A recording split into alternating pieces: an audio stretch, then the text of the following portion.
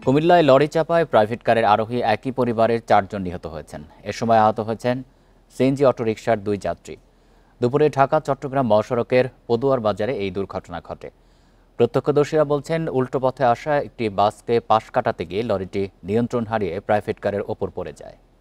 Bundle থাকলে প্রতি সেনমানিতে টাকা বাঁচবে। বিকাশ সেনমানি বান্ডেল কিনে জিতুন প্রতি লেনদেনে। শুক্রবার দুপুরে কুমিল্লার পদুয়ার বাজারে ঢাকামুখী লেনে একটি যাত্রীবাহী বাস উল্টো পথে এসে মহাসড়ক পার হওয়ার চেষ্টা করে। এই সময় ওই লেনে ঢাকাগামী সিমেন্ট বোঝাই একটি লরি বাসটিকে পাশ কাটানোর চেষ্টা করে। এতে লরিটি নিয়ন্ত্রণ হারিয়ে একটি প্রাইভেট কার ও সিএনজি অটোরিকশার উপর পড়ে যায়।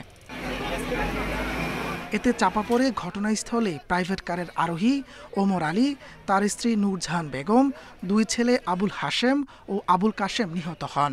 তারা বরুড়া থেকে কুমিল্লা শহরের এক আত্মীয়ের বাসায় যাচ্ছিলেন। আইসা দেখছি একটা সিএনজি আর একটা প্রাইভেট কারের উপর রলিলা করে চাতা পড়ে রয়েছে। তো তাৎক্ষণিক সাধারণ মানুষে আইসা তাড়াতাড়ি সিএনজির যাত্রীগুলার হাসপাতাল পাঠাইছে চিকিৎসার জন্য। প্রাইভেটটা তলে দেখছি, তলে দেখার পর প্রাইভেট থেকে উদ্ধার করলো পুলিশ প্রশাসন, আসলো, জনগণ আইসে সমস্ত কিছু উদ্ধার করা হয়েছে। খবর পেয়ে উদ্ধার কাজ শুরু করে পুলিশ ও ফায়ার সার্ভিস। ঘটনার প্রায় 1 ঘন্টা পর লরির নিচ থেকে মরদেহগুলো উদ্ধার করা হয়।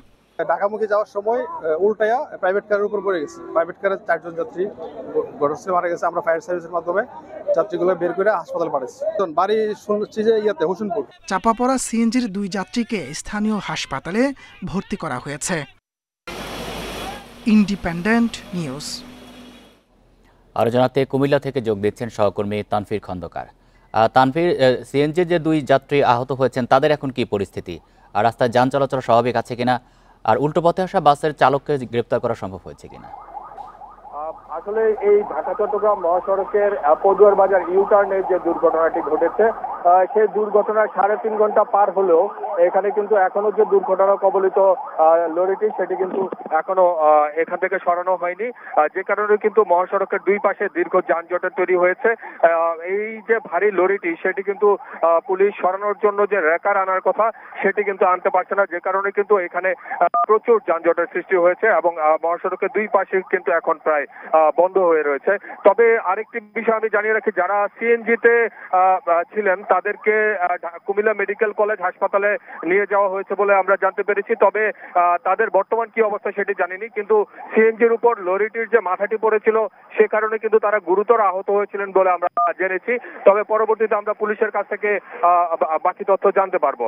আর এই মুহূর্তে যদি আমি সড়কের অবস্থা একটু দেখাই, এখনো কিন্তু মহাসড়কের উপর এই লরিটি পড়ে আছে, অর্থাৎ ঢাকা চট্টগ্রাম মহাসড়কের ঢাকামুখী যে লেন সেই লেনের উপরে এই লরিটি পড়ে আছে। সেটি সরানোর জন্য পুলিশের কোনো ধরনের ব্যবস্থা কিন্তু আমরা দেখছি না। এখনো কিন্তু সিএনজিটি লরির নিচে পড়ে আছে, যে কারণে কিন্তু মহাসড়কে যান চলাচল বিঘ্নিত হচ্ছে, আমরা কিন্তু সেটি দেখতে পাচ্ছি। আর আমি ঘটনার যদি একটু বর্ণনা দেই, সেটি হচ্ছে শুক্রবার দুপুর 12:30টায় ঢাকা চট্টগ্রাম মহাসড়কের কুমিল্লার পদুয়ার বাজার পল্লী বিদ্যুৎ সমিতির সামনে যে ইউটার্ন রয়েছে সেই ইউটার্নে এই দুর্ঘটনাটি ঘটে। সেখানে একটি বিপরীতমুখী লেন থেকে আসা বাসকে সাইড দিতে গিয়ে আসলে এই লরিটি উল্টে যায়।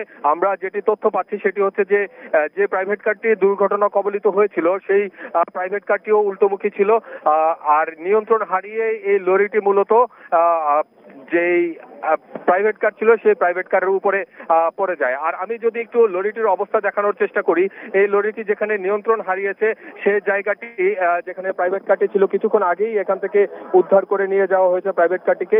এই লরিটি ঠিক প্রাইভেট কারের উপরে পড়েছিল এবং প্রাইভেট কারটি চাপা পড়ে প্রায় 3 ফুটের মতো হয়ে গিয়েছিল। পরবর্তীতে দুটি রেকার এনে এটিকে উদ্ধার করা হয় এবং আমরা দেখেছি যে মহাসড়কের উপরে এই থেকে লরিটি সরানোর জন্য 2টি রেকার ব্যবহার করা হয়েছিল এবং ঘটনাস্থলে কিন্তু 4 জন নিহত হয়েছিল। তারা একই পরিবারের সদস্য, যিনি মৃত্যুবরণ করেছেন ওমর আলী, তার স্ত্রী নূরজাহান বেগম এবং তার 2 সন্তান হাশেম এবং কাশেম, তারা 2 জন মৃত্যুবরণ করেছে। তাদের ছোট ছেলে যে কাশেম, তিনি মূলত এখানে গাড়িটি চালনা করছিলেন, প্রাইভেট কারটি।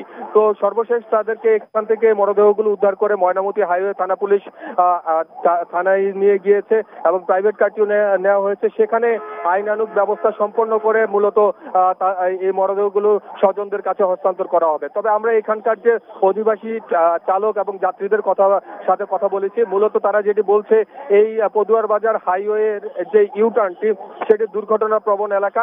এখানে প্রায় দুর্ঘটনা ঘটে থাকে, কারণ যে ভারী যানবাহনগুলো দ্রুত গতিতে চলাচল করে এই ইউটার্নে এসে তারা নিয়ন্ত্রণ হারায় এবং বিভিন্ন সময় যানবাহন চাপায়, মূলত এখানে এই প্রাণহানির ঘটনা ঘটে। তো আমরা সর্বশেষ যেটি তথ্য পাচ্ছি সেটি হচ্ছে যে এই দুর্ঘটনায় 4 জন মৃত্যুবরণ করেছে একই পরিবারের। তাদের মরদেহগুলো ময়নামতি হাইওয়ে থানায় নিয়ে রাখা হয়েছে, সেখান থেকে স্বজনদের কাছে মূলত মরদেহগুলো হস্তান্তর করা হবে। তো এই ছিল মূলত আমার কাছে ঢাকা চট্টগ্রাম মহাসড়ক থেকে দুর্ঘটনার সর্বশেষ খবর। কুমিল্লা থেকে জানাচ্ছেন সহকর্মী তানফির খন্দকার।